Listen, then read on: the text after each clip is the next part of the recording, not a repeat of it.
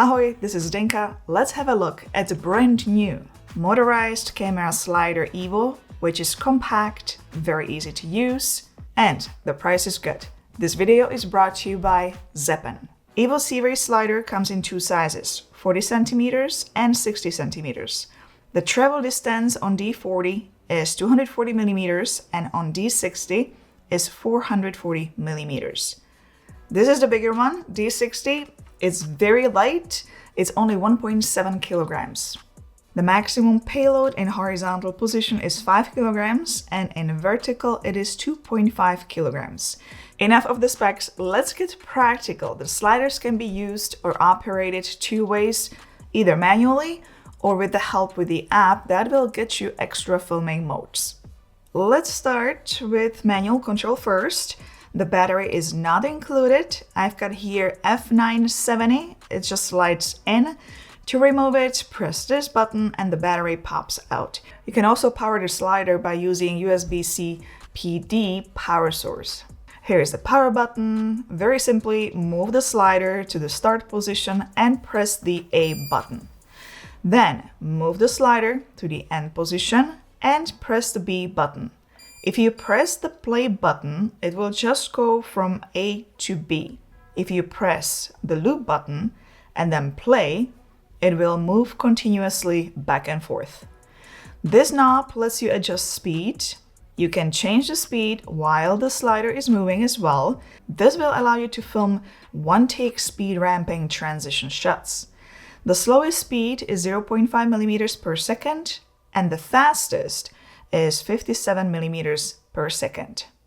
Let's do a noise test. I'm going to be using just built-in camera microphone.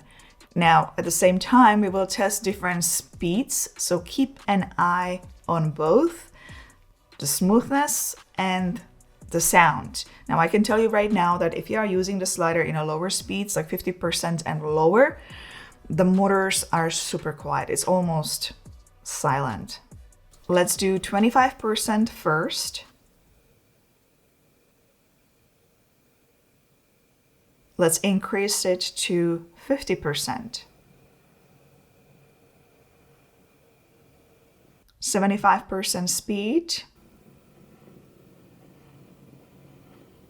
And let's do 100%. When you have the speed set to 100%, you can hear the sound a little bit. However, it's still fairly quiet compared to other sliders I've had here in the studio before. There is another great feature that will get you shot that is very easy to do, and that is Orbital Shot. This is focus handle release latch. Once you unlock it, you can adjust the angle of the track from -3 to +3. It will mechanically rotate the camera as the slider moves.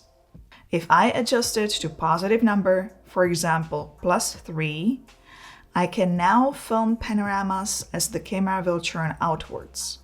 If I select a negative number, -3, then I can film product shots. The camera will turn inwards, tracking the subject as it moves. How do you set up a product tracking shot? It's easy. I'm going to move the camera to the center of the slider, making sure the subject is right in the center of the frame. Then I will move the slider to the start position, adjust the focus handle to a negative number until I see that the subject is centered again, and lock it. The last step is to move the camera to the ending position and press B. Now I just hit the play to get the shot.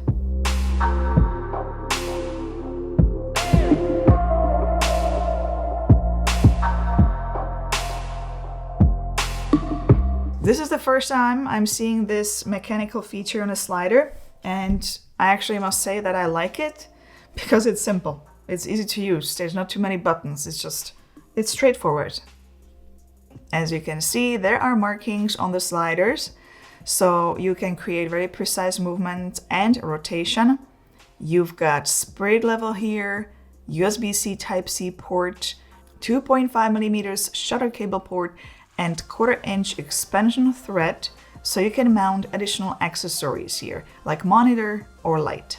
The slider comes with carrying case, slider spare belt, user manual, warranty card, and H2.5 wrench. You can use the tripod on the desk. It has these little legs that can be adjusted for the correct level. When you mount it on the tripod, there are support arms available that can be purchased separately. You can also mount the slider in a vertical position to get shots like these.